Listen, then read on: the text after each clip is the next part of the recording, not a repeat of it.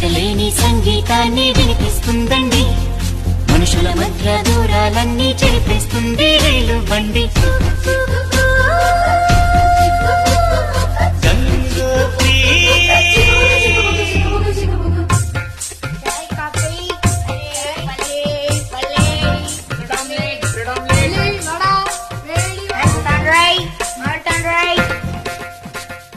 కేరళలో నా కొబ్బరి నీళ్లు తాగిస్తుందండి, కర్ణాటక పిసిపేళ బాతు వినిపిస్తుందండి.